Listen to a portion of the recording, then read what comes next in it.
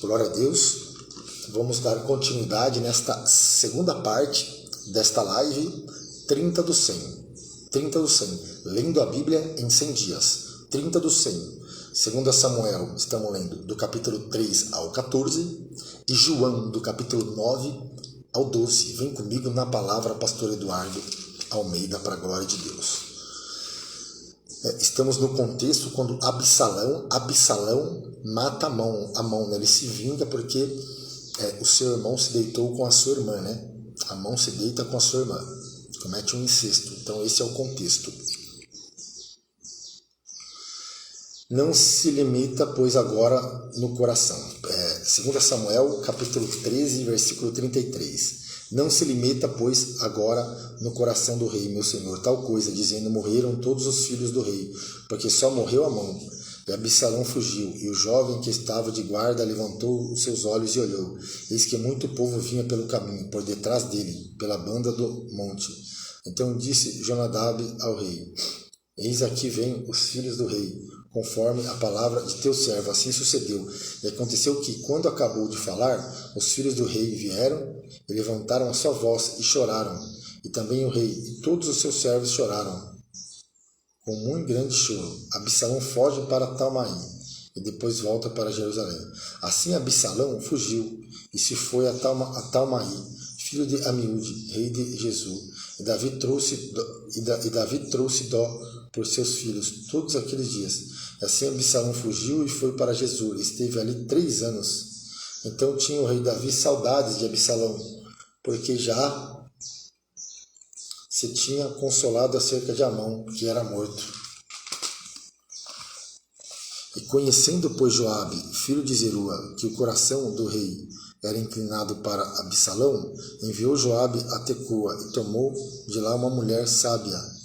E disse-lhe, ora, finge que estás de luto, vestes de luto, e não te unjas com óleo, e seja como uma mulher que há já muitos dias está de luto, por algum morto. Então o rei, e entra ao rei e fala-lhe conforme esta palavra, e Joabe lhe pôs as palavras na boca, e a mulher tecoíta falou ao rei, e deitando-se com o rosto em terra, prostrou e disse, salva meu rei. E disse-lhe o rei, que tens? E disse ela, na verdade que sou uma mulher viúva, e morreu meu marido.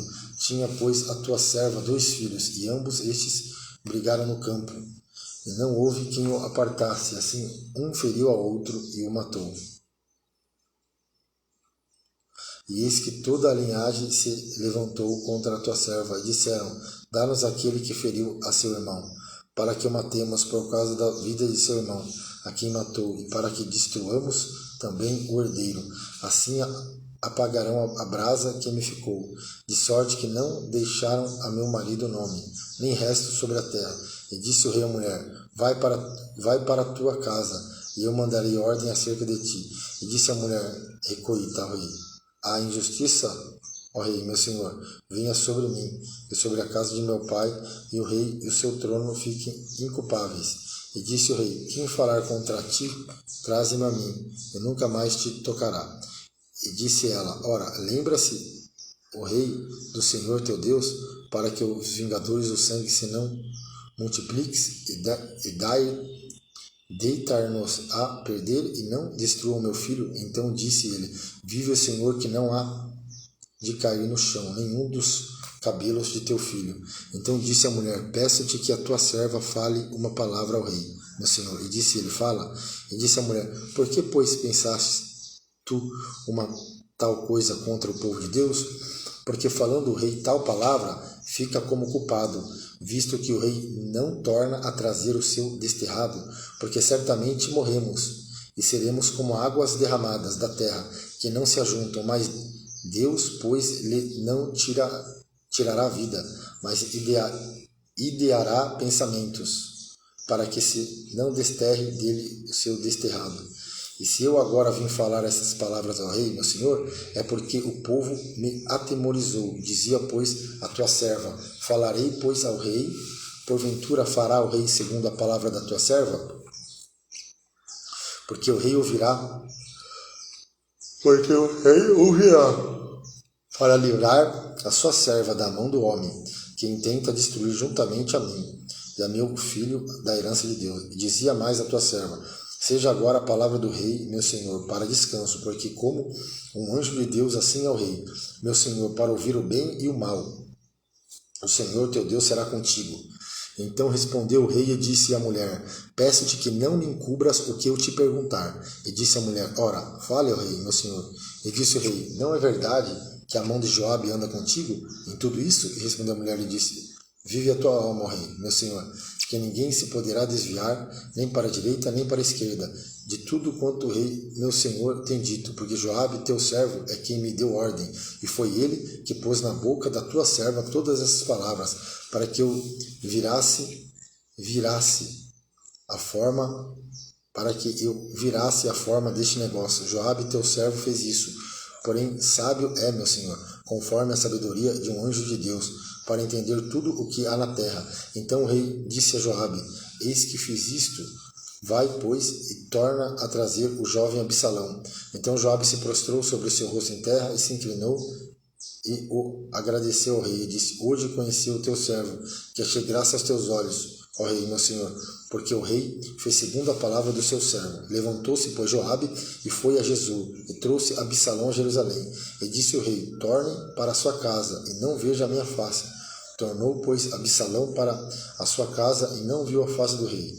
Não havia, porém, em todo o Israel homem tão belo e tão aprazível como Absalão, desde a planta do pé até a cabeça, e não havia nele defeito algum. O Absalão aqui era muito bonito. Está escrito: quando tosqueava a sua cabeça, sucedeu que no fim de cada ano a tosqueava, porquanto muito lhe pesava, e por isso a tosqueava. Pesava o cabelo da sua cabeça 200 ciclos, segundo o peso real. E também nasceram a Absalão 3 filhos e uma filha, cujo nome era Tamar.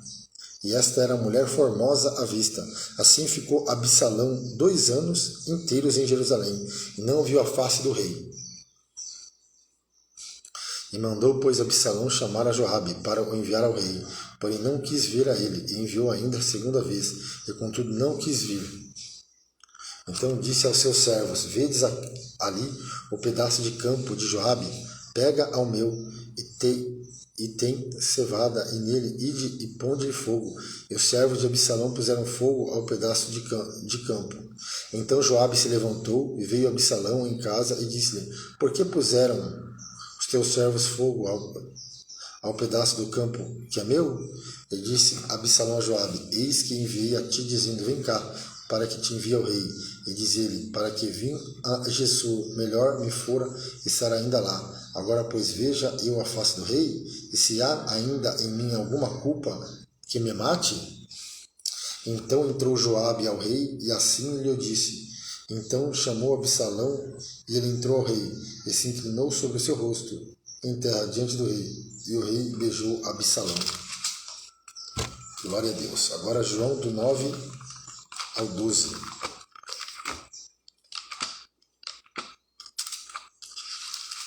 João do 9 ao 12. Glória a Deus. João capítulo 9.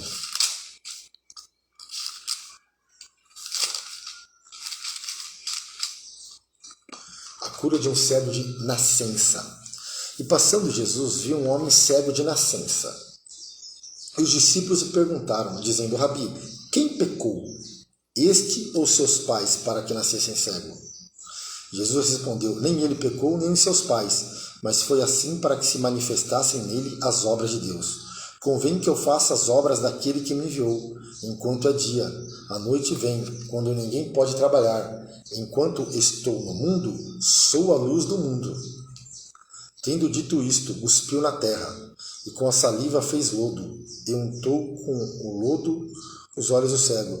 E disse-lhe: vai e lava-te no tanque de Siloé, que significa o enviado.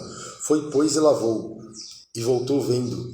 Então os vizinhos e aqueles que dantes tinham visto que era cego, diziam: não é este aquele que estava sentado e mendigava? E uns diziam: é este, e outros parece com ele. E ele dizia: sou eu. E diziam-lhe, pois, como te abriram os olhos? E ele respondeu e disse-lhe: o homem chamado Jesus fez lodo e untou-me os olhos e disse-me: vai ao tanque de Siloé e lava-te. Então fui, lavei-me e vi. E disseram-lhe, pois, onde está ele? E respondeu: não sei. Levaram, pois, aos fariseus o que dantes era cego. E era sábado quando Jesus fez o lodo e lhe abriu os olhos. E tornaram, pois, também os fariseus e perguntaram-lhe: como virá? E ele lhe disse: pôs-me lodo sobre os olhos, lavei-me e vejo. Então alguns dos fariseus diziam: este homem não é de Deus, pois não guarda o sábado. E diziam outros: como pode um homem pecador fazer tais sinais? E havia dissensão entre eles. Tornaram, pois, a dizer ao cego: tu que dizes daquele que te abriu os olhos? E ele respondeu que é profeta. Os judeus, porém, não creram que ele tivesse sido cego, e que agora visse, enquanto não chamaram os pais do que agora via. E perguntaram, dizendo: é este vosso filho que vós dizeis ter nascido cego? Como, pois, vê agora? Seus pais responderam e disseram-lhe: sabemos que este nosso filho é que nasceu cego, mas como agora vê, não sabemos. Ou quem lhe tem aberto os olhos, não sabemos. Tem idade, perguntai-lo a ele mesmo, e ele falará por si mesmo. Seus pais disseram isso porque temiam os judeus, porquanto já os judeus tinham resolvido que se alguém confessasse ser ele o Cristo, fosse expulso da sinagoga. Por isso é que seus pais disseram: tem idade, perguntai-lhe a ele mesmo. E chamaram, pois, pela segunda vez o homem que tinha sido cego. E disseram-lhe: dá glória a Deus, nós sabemos que este homem é pecador.